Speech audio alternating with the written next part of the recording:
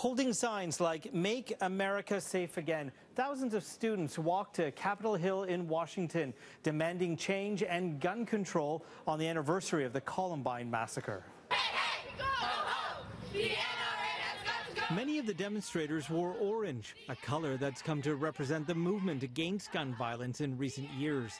A demonstration at the Capitol observed 13 seconds of silence in honor of the 13 killed at Columbine.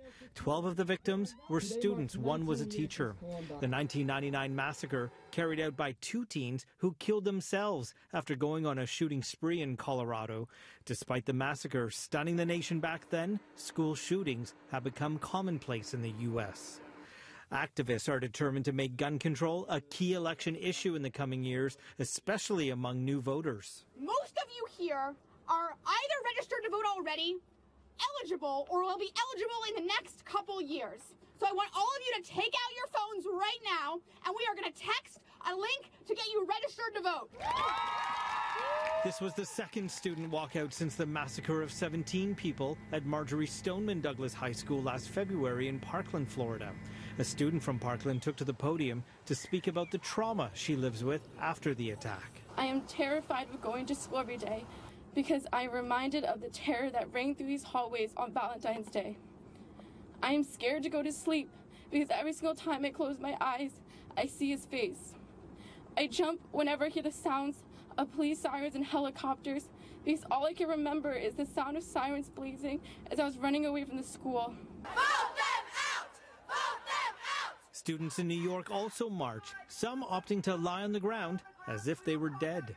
Others held signs with slogans reading, "Protect kids, not guns." Organizers say students from more than 2,600 institutions took part in the campaign. No walkouts were staged in Columbine, though, where schools were closed for an annual day of remembrance. The issue of gun control remains sensitive across the country, especially in Colorado, where the Second Amendment guarantees the right to bear arms. Congress has not yet passed any substantial federal gun control legislation since the Columbine shooting in 1999.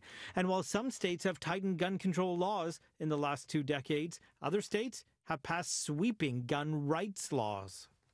President Trump made no mention of the Columbine anniversary, nor the walkouts on Twitter today, but the NRA did tweet, instead tweeting out this article on gun safety, hashtagging it a good read and saying, "The NRA has done more to educate the public on safe gun handling and usage than any other organization in our nation's history."